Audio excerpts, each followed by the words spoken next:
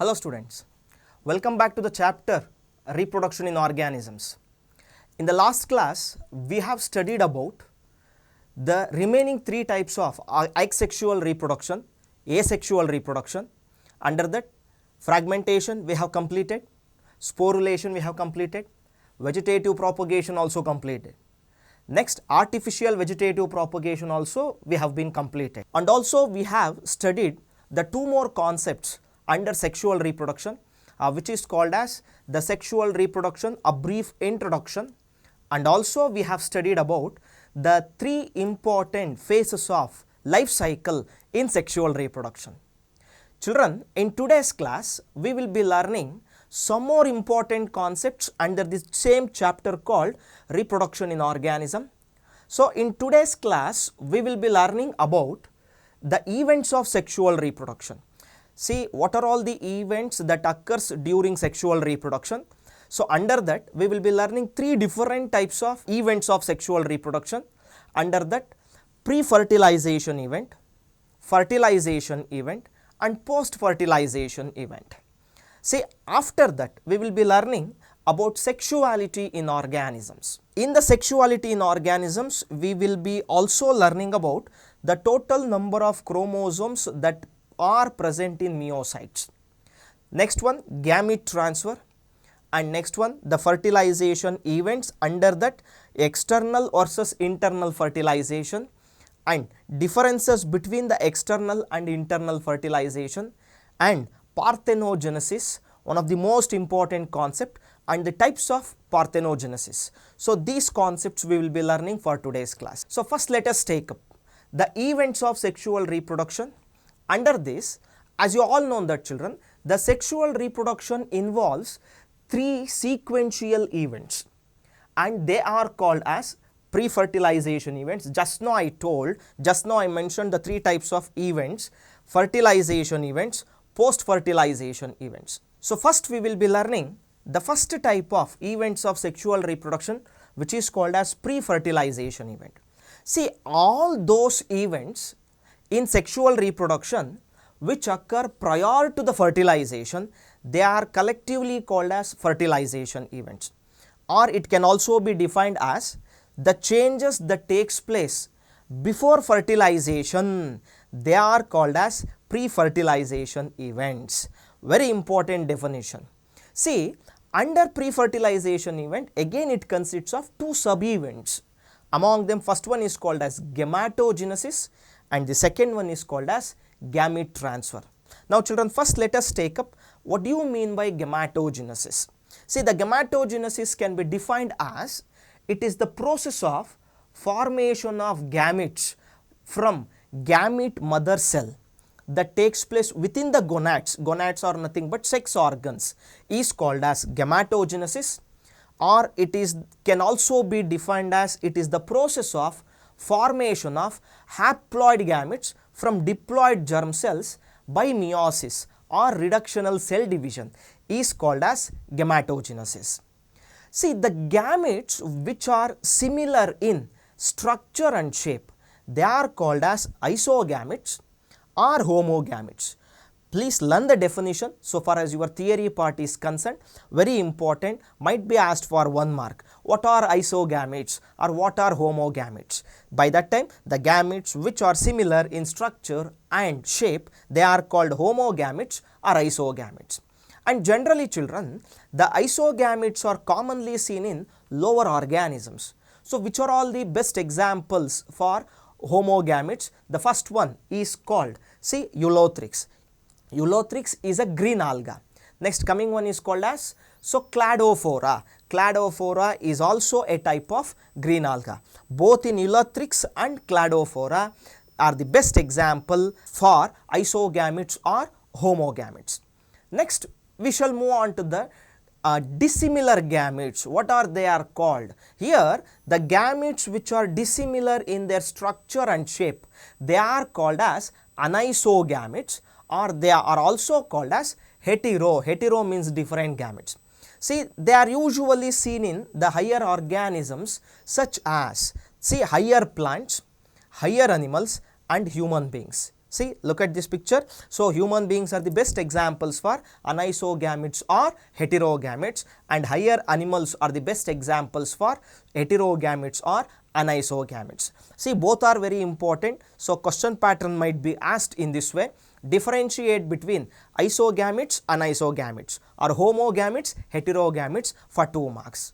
So, let us move on to the next concept under gametogenesis. Here, in humans, the male gamete is called as sperm cells, or it is also called spermatozoa. But in human beings, the female gamete is called as egg or ovum. Very important, the male gametes are called as sperm or spermatozoa, and the female gamete is called as egg or ovum. So, next, under the same concept, gametogenesis, we will be learning, see, this is very important so far as your theory and as well as competitive. See, in lower organisms like algae and fungi and bryophytes, these are all the lower organisms. In lower organisms like algae, fungi and bryophytes, the parental body is haploid in nature.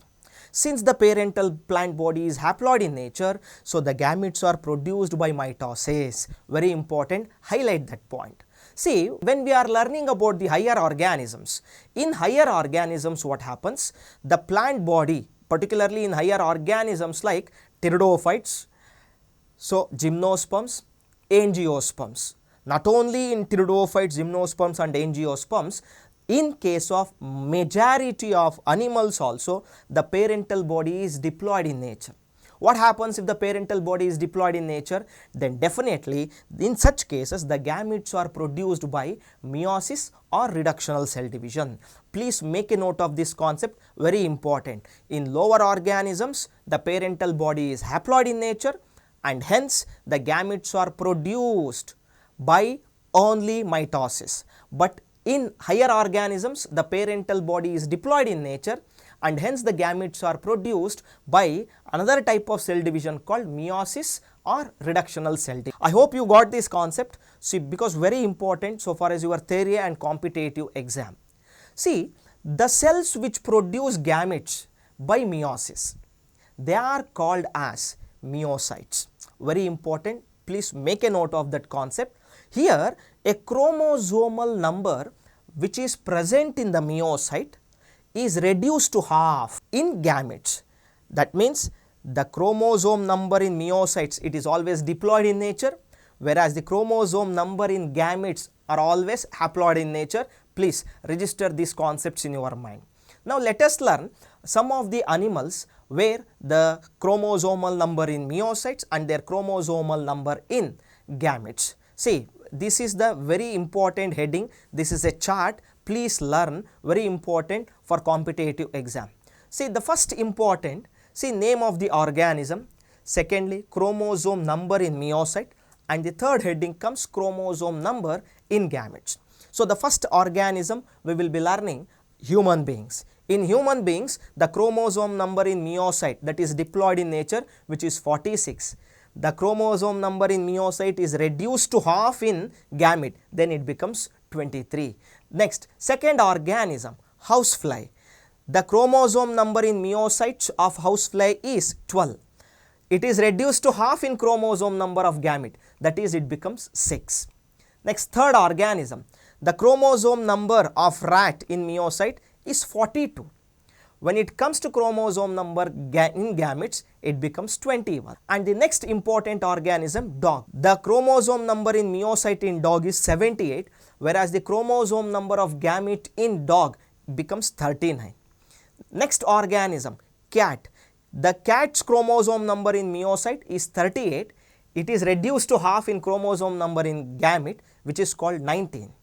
And the next one, fruit fly, also called Drosophila melanogaster, which is called as Drosophila melanogaster.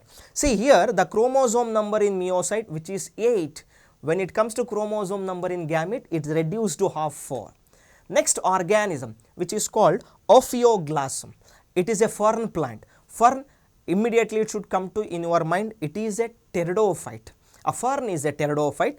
Ophioglossum, it has got the largest number of chromosome in meiocytes, which is having 1260 chromosome number in meiocyte, where the chromosome number of gamete, it becomes 630. Next organism, apple. Here the meiocyte chromosome number is 34, then the chromosome number in gamete is 17. One more organism which is called rose, the chromosome number in meiocyte is 24, whereas the chromosome number gamete is 12. And one more which is called maize, Zea mays, scientific name. The chromosome number in meiocyte is 20, whereas the chromosome number in gamete becomes 10. Next, one more which is called potato, Solanum tuberosum, scientific name. The chromosome number in meiocyte, which is 48, where the chromosome number in gamete becomes 24. Next one, butterfly. Okay, so chromosome number in meiocyte, it is 380, whereas the chromosome number in gamete, it is reduced to half, 190. Say, next one, onion. The chromosome number in meiocyte is 32, whereas the chromosome number in gamete is 60. Then, see, we have studied number of organisms. So actually a few examples we have studied, its chromosomal number present in meiocyte and also the chromosomal number present in gametes. Please make a note of, might be asked for competitive examination under match the following elements or match the column, very important. See, after learning this, next concept, sexuality in organism. Sir, what do you mean by sexuality in organism?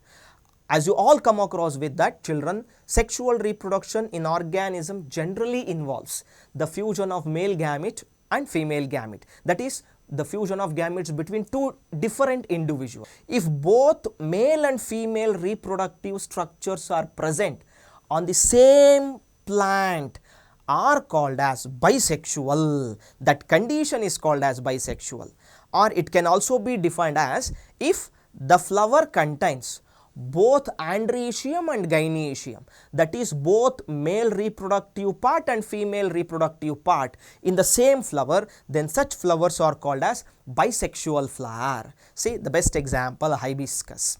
Suppose if the flower contain both male and female reproductive structures are present on different plants, that means male and female reproductive structure present on two different plants. That is, if a flower contains either androecium or gynoecium, not both, then it is called as unisexual.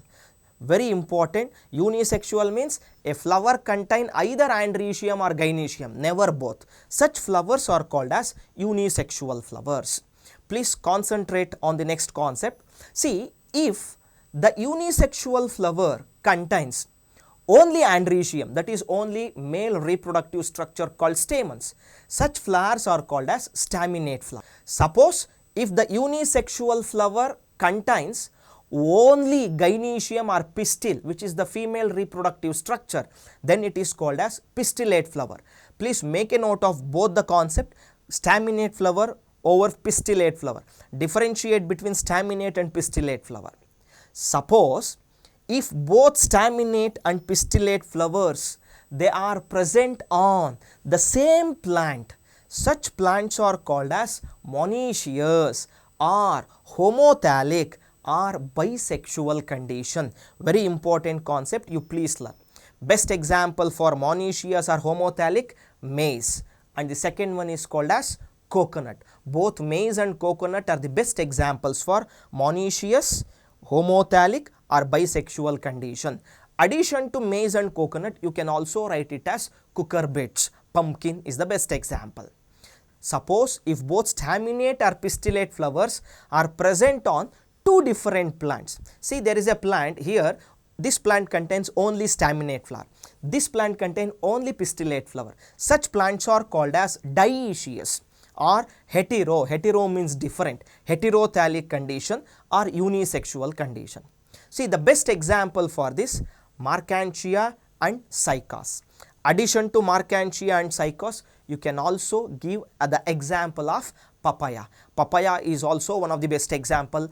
Date palm is also one of the example. Addition to Marchantia and Cycas. So please keep remember the differences between homothallic and heterothallic are monoecious and dioecious. Very important so far as your theory part is concerned. See, most of the animals are unisexual, as you all know that, but there are certain animals which are bisexual in nature. What do you mean by a bisexual animal? If the animals having both male and female reproductive systems in their body, such animals are called as bisexual animals, or they are also called as hermaphrodites. Very important, make a note of that, very important. Hermaphrodites are bisexual. What are hermaphrodites? Give one example for hermaphrodites. So here best example is tapeworm, Taenia solium. Perhaps you might have studied in PU1 under the chapter called Animal Kingdom. Tapeworm is the best example. And the second example is called liver fluke, Fasciola hepatica, scientific name. And the third one, which is called as earthworm, Ferretima postuma, scientific name, which belongs to the phylum Annelida. And the fourth example, which is called as leech. Leech also belongs to the phylum Annelida. Leech, scientific name Hirudinaria granulosa. And one more best example, which is called sponge. The first phylum you have studied in Animal Kingdom, it comes under phylum Porifera. So please make a note of that, the definition of hermaphrodites and as well as examples.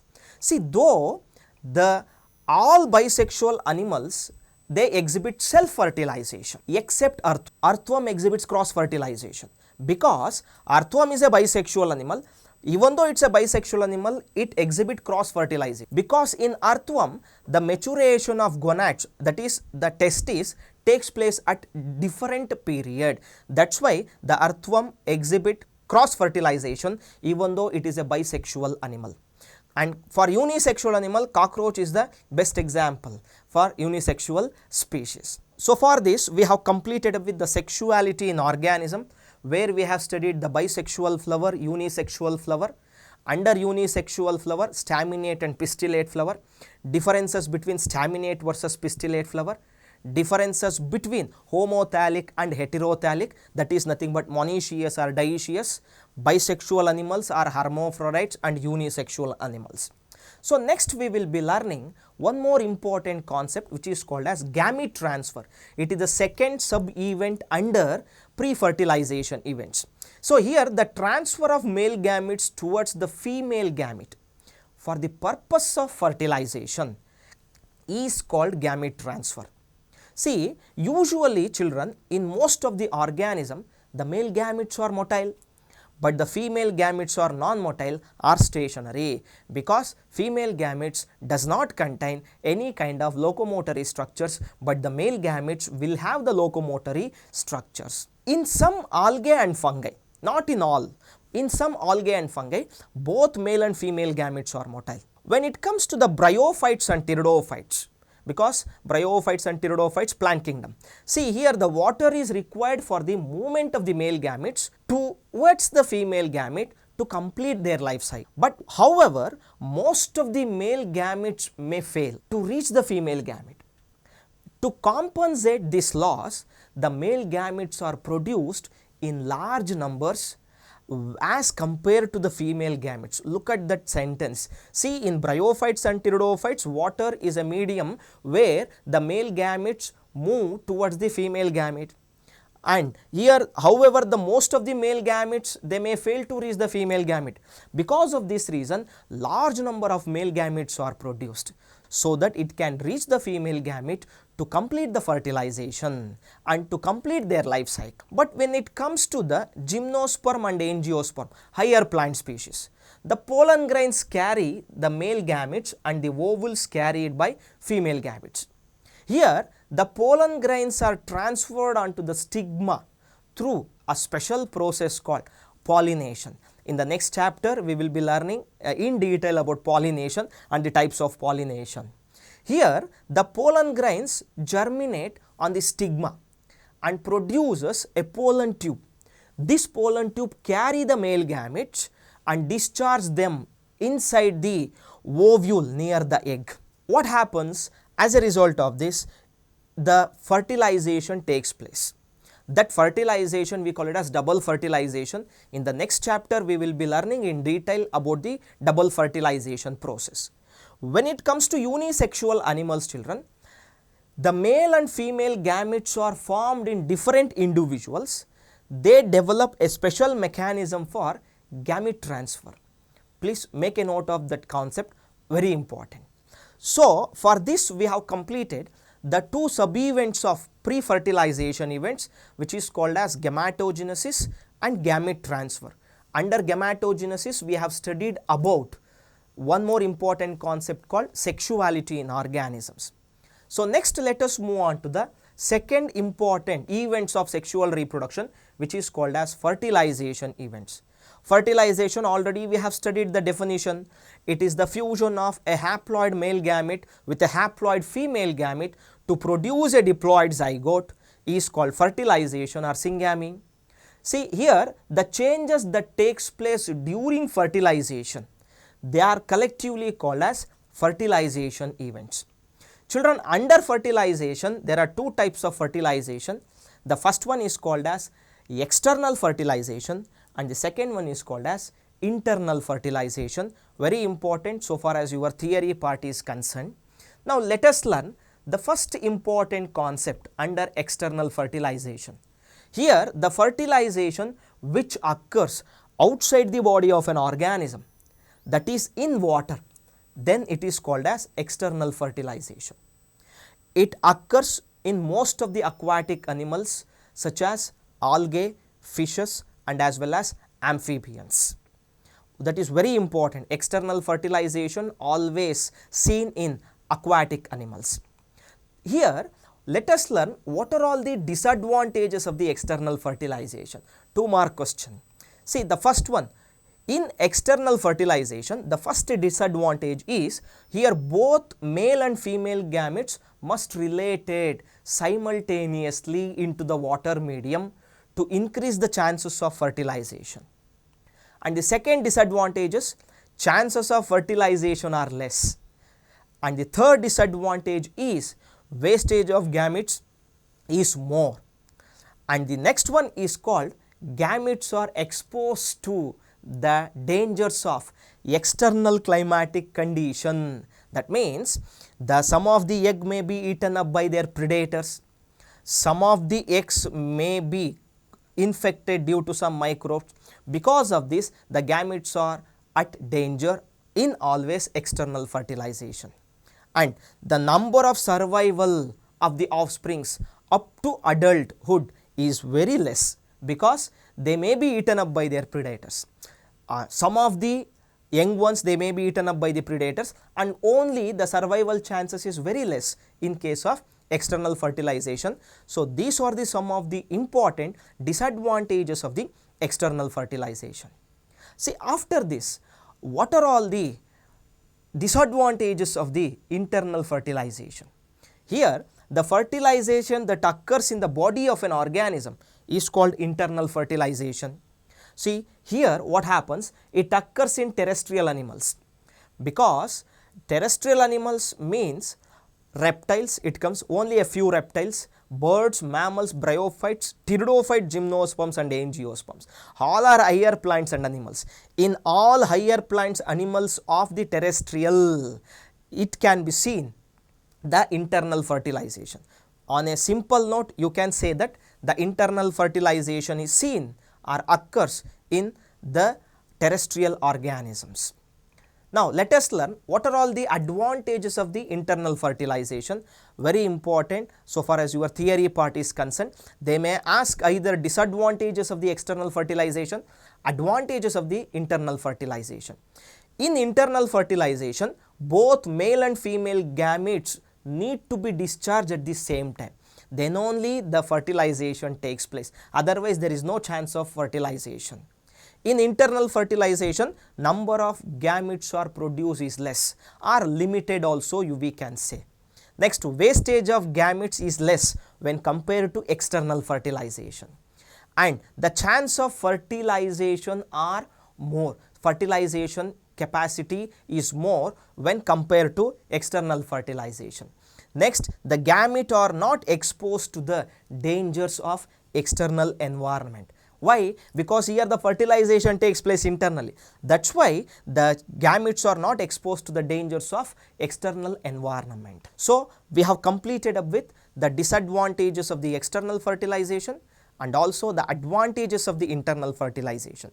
So the next concept we will be learning is what are all the differences between external and as well as internal fertilization. Very important, it might be asked for 3 mark. The question pattern might be like this: differentiate between external fertilization and internal fertilization. Say external fertilization and internal fertilization.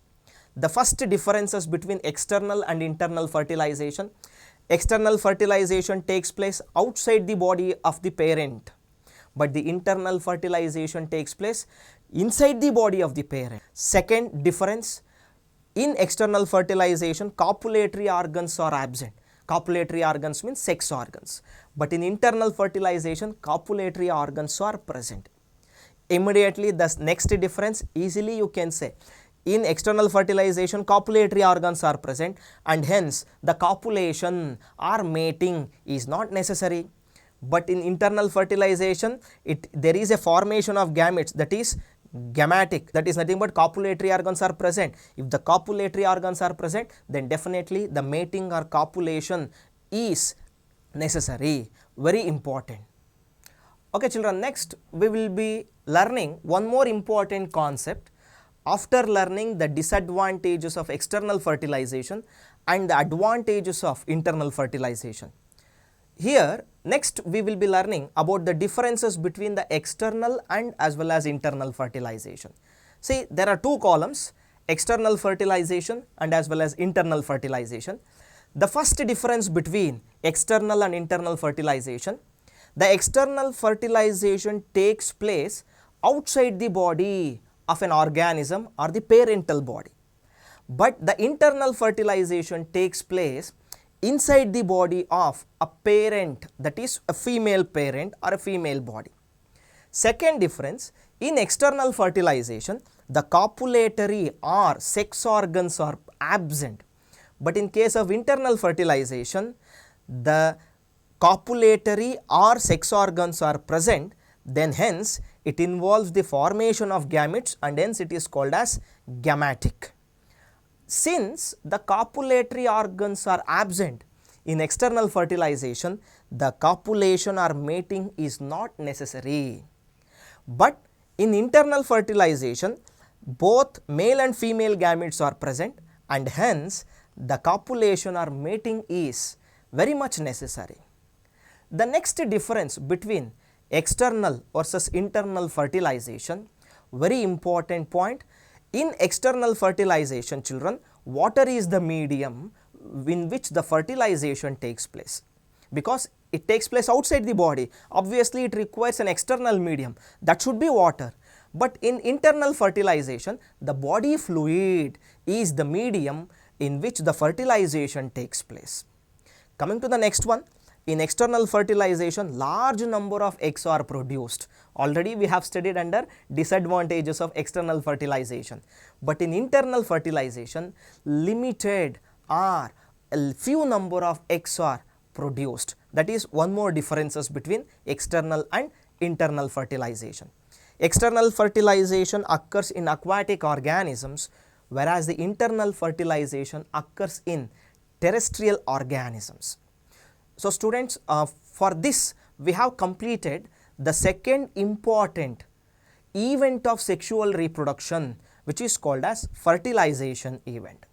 So the next concept we will be learning about post fertilization event. Actually, before learning about the post fertilization events, we should learn one more concept in between fertilization event and post fertilization event, which is called as parthenogenesis, which is also called as virgin birth. What do you mean by parthenogenesis? So the development of an unfertilized egg into a new organism without fertilization, that is without fertilization, undeveloped egg or underdeveloped egg or immature egg, it can directly develop into a new organism, that is called as parthenogenesis, and the parthenogenesis is also called as virgin birth. In some plants the ovary develops into a fruit without fertilization.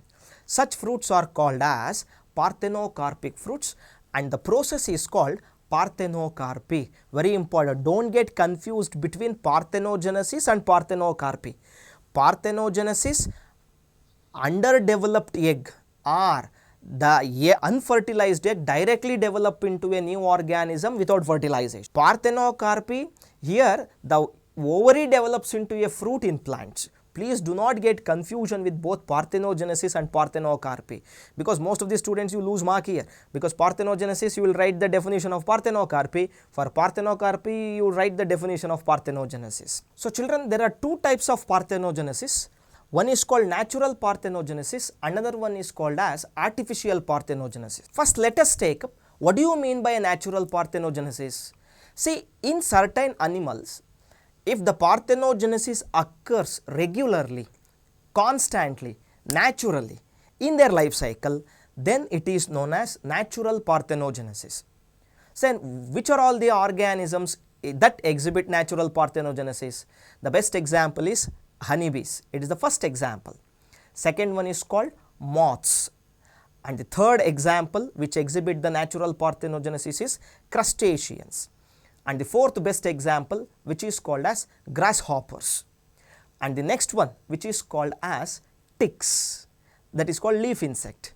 And the next one which is called as mites. See, and one more important example which is called as rotifers, R-O-T-I-F-E-R-S, rotifers. See, it occurs regularly in their life cycle of certain animals, and it may be complete or incomplete. See, natural parthenogenesis, we learned the definition where the parthenogenesis occurs regularly in their life cycle of certain animals, but it may be complete or incomplete. Even though it occurs regularly, in some species it may occurs completely, in some species it may occurs incompletely. See, here based on this complete or incomplete parthenogenesis, so next we will be learning the further subtypes, because complete parthenogenesis is also called as obligatory parthenogenesis. See, here the complete or obligatory parthenogenesis, it occurs in those animals which breed exclusively by the same. It is the only form of reproduction. There is no biparental reproduction. Two parents are not involved. That is, there are no males. The individuals are represented by females only. That means the females reproduces their young ones without the assistance of the males. Then it is called as complete or obligatory parthenogenesis. So here best example is rock lizard. Rock lizard is only female, but even though it is a female, it reproduces their young ones without the assistance of the male. That is why it is called complete or obligatory parthenogenesis. And the second one, complete under obligatory parthenogenesis, the second one is called as incomplete, which is also called as cyclic parthenogenesis. Here what happens, it is found in those animals in which both sexual reproduction and parthenogenesis occurs. Both sexual and parthenogenesis, please highlight these points. Both sexual reproduction and parthenogenesis occurs. Best example in honeybees. Honeybees, what happens? Fertilized eggs gives rise to queens and workers. Both queens and workers are females. The unfertilized egg develops into males. The unfertilized egg develops which is purely male. The males are called as drones. That is the best example for incomplete or cyclic parthenogenesis. See children, under natural parthenogenesis, it is further classified into the following types based on the offsprings. First one is called arenotoky. In this type what happens? Only males are produced by parthenogenesis. Females will not produced. See, the best example is rotifers. Rotifers are the best example. That image exhibit or that image shows rotifers. And the second one, honeybees. Just now we studied honeybees, and both rotifers are the best example. The next one, which is called as thyllotoky. In this type what happens? Only males are produced by parthenogenesis. No females are produced. So best examples, rock lizard. Just in the previous slide we have studied about the rock lizard. and the third one under natural parthenogenesis, which is called as amphitoky. In this amphitoky, the eggs may develop into individual of any sex, whether it may be male or it may be developed into female. See, the best example is aphids, A-P-H-I-D-S, aphids. So, these are the three different types of the natural parthenogenesis which has been classified based on the sex of offspring. So, next we will be learning about artificial parthenogenesis. The name itself indicates it is artificial.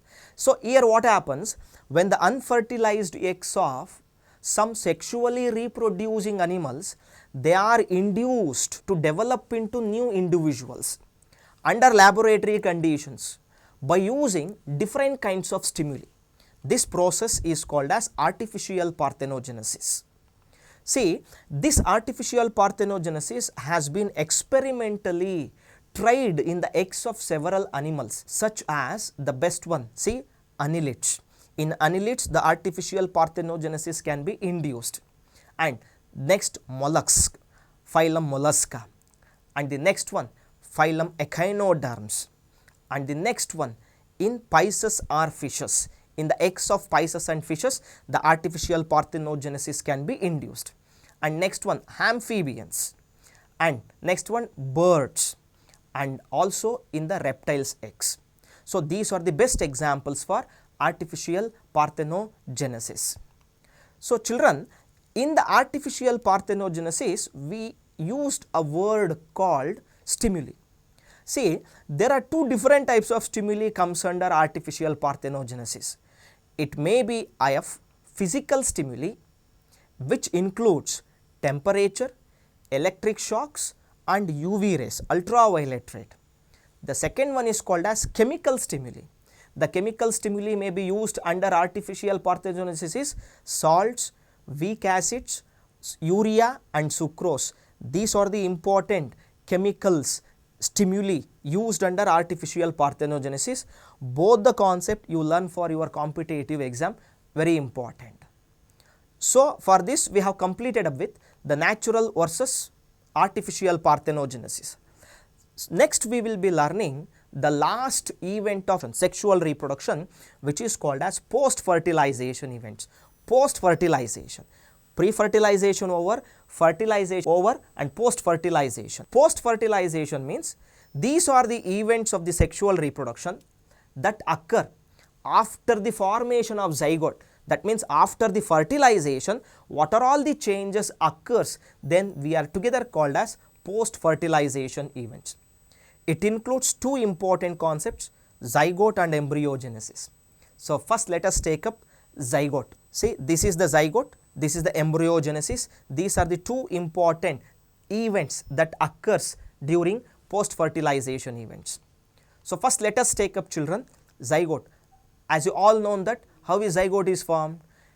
It is the fusion of male and female gamete. That is why it is called as a diploid structure. It is formed by the fusion or the union of both male and female gametes. Here, every sexually reproducing individual begins its life cycle from a single celled diploid zygote. Here what happens in organisms with external fertilization, that means those organisms with external fertilization, in that organism the zygote is formed outside the body, that is in the external aquatic medium or in water directly you can say. But those organisms with internal fertilization, in such organism the zygote is formed within the female body or inside the female body. Very important, those two concepts please learn. See, the further development of the zygote, it depends on the type of the life cycle of the organism and the environmental condition. See, both are important. See, if the development of the zygote, it is mainly depending upon the type of life cycle of the organism, it is the first one, and secondly the surrounding or environmental conditions. Both are very much required for the development of the zygote. See, here in many fungi and alga, the zygote develops a thick wall and forms spore called zygospore.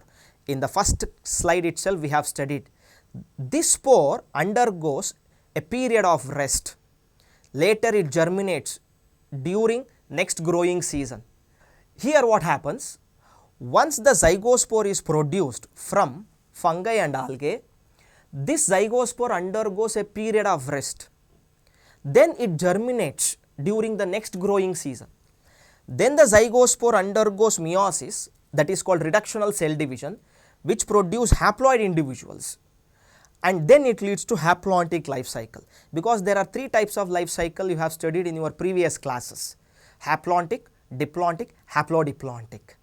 So the next concept, in most of the animals, zygote does not take rest, it will not rest, but it divides by mitosis. Repeatedly the zygote undergoes mitotic division to form a diploid embryo, later on which develops into a diploid individual.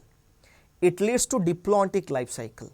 Please make a note of both haplontic and diplontic life cycle over here, and please give a connection towards the previous classes concepts. So next one, in most of the plants, the zygote first forms an embryo, then it produces diploid sporophyte. Later on, the sporophyte has special structure called sporangia. In this sporangia, meiosis takes place to form haploid spores.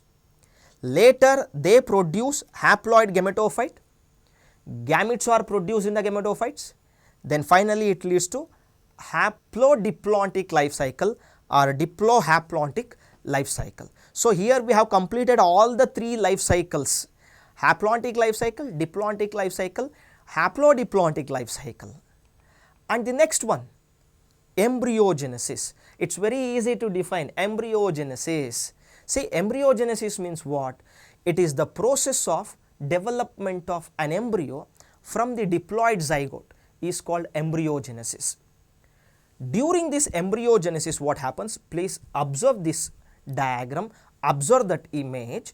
During embryogenesis, the zygote undergoes repeated mitotic division, producing large number of cells, and these cells help in the growth of the embryo. That means the zygote undergoes cleavage. We call that process as cleavage. That we will be learning in the coming lessons. In the third chapter we will be learning.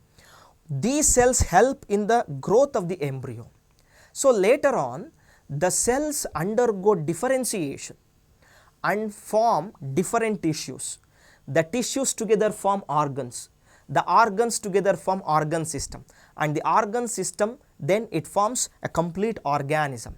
So here the process of development of a new organism from the diploid zygote is called as embryogenesis.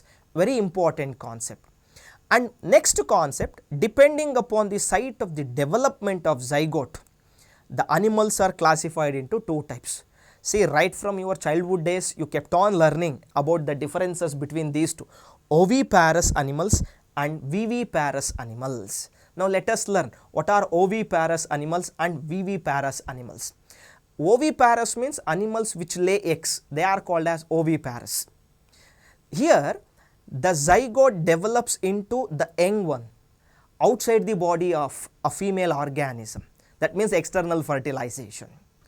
And the developing embryo does not depend on the mother for the food and as well as shelter. See, best example, reptiles and birds. They are the best examples for oviparous animals, and their eggs are covered by a calcareous shell to protect the embryo, and the young ones hatch out after a period of incubation. Once it completes the incubation period, the eggshell rupture and the young ones comes out of the egg. See, based on the eggs, there are two types of eggs we can see. The first one is called cleoidic eggs and non-cleoidic eggs, or it can also be called as shelled eggs or cleoidic eggs. And second one, non-cleoidic eggs or non-shelled eggs. See, cleoidic eggs or shelled eggs means the egg consists of a hard shell. They are called as cleoidic eggs. Best example, reptiles, and second one is called as aves or birds. The next one, which is called as second type of eggs, which is called as non-shelled eggs or non-cleioidic eggs. Here what happens, the eggs are not covered by the eggshell. Eggshell is totally absent, which is commonly seen in the eggs of fishes and the eggs of amphibians, because both fishes and amphibians, they exhibit external fertilization, where the fertilization takes place outside the body of an organism rather than inside the body of an organism. That's why the eggs are called as non-shelled eggs or non-cleioidic eggs. And the next one, which is very important, already we have studied viviparous, which is opposite to the oviparous, that is the animals which give birth to their young ones, they are called as viviparous. Here what happens, the zygote develops in the uterus of the mother, that means the fertilization takes place inside the body of the female, that is inside the fallopian tube, which is a part of the female reproductive system. Then the mother provide nourishment for the developing embryo through an organic connection which is present between the maternal body and the fetal body, which is called placenta. So, best examples, all placental mammals. Placental mammals are called eutherian mammals, including human beings, they are viviparous. So, when it comes to the flowering plants, already you have studied in flowering plants, after fertilization, zygote develops into embryo and the ovule develops into a seed, ovary develops into fruit. This is what commonly happens. So, here what happens, the animals which give birth to young ones, they are called as viviparous. Here what happens, the zygote develops in the uterus of the mother, where the developing embryo is completely dependent on the maternal body or the mother's body for its nourishment. That means the mother provide nourishment for the developing embryo through an organic connection called placenta. So, here what happens, the mother provide nourishment for the developing embryo through an organic connection called placenta. That is why the placenta acts as an organic connection between the maternal body and the fetal body. Whatever the nourishment provided by the mother, it has to reach the fetus or embryo through placenta. That's why the placenta is called the organic connection between the maternal body and the fetal body. When it comes to the plant body, already you studied that the ovary develops into a fruit, ovule develops into a seed. The fruit is covered by a thick wall which is called as pericarp. It is a protective layer. That's why the important function of the pericarp is protective in function. The pericarp is also called as ovary wall because ovary develops into a fruit. That's why it is called as a ovary wall. So, that is the pericarp layer which you are seeing in the image. See, if we take some examples, once the seeds get dispersed, the seeds will germinate to produce new plant. The parts of the flowers, already 4 parts you have studied, sepals, petals, androecium, gynoecium. Here the sepals and petals and stamens, they fall off after fertilization in some plants such as tomato and as well as brinjal. But the sepals may persist, it is still present and remain attached to the fruit in case of brinjal. Please do make a difference between the tomato and brinjal. You have studied that 4 parts under the flower, sepals, petals, androecium, gynoecium. Very important concept for your competitive exam.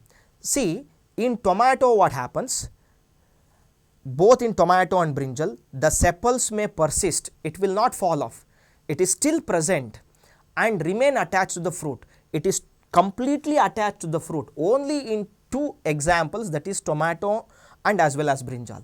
In rest of the plants what happens, in rest of the plants, after fertilization and as well as pollination, both sepals and petals, they fall off, the ovary develops into fruit and the egg develops into embryo. Please learn this concept, very important. So, children, for this we have completed up with all the 3 important events of sexual reproduction, right from pre-fertilization events, fertilization events and post-fertilization events. So, in the next class we will be learning one more important chapter so far as your biology subject is concerned. Thank you.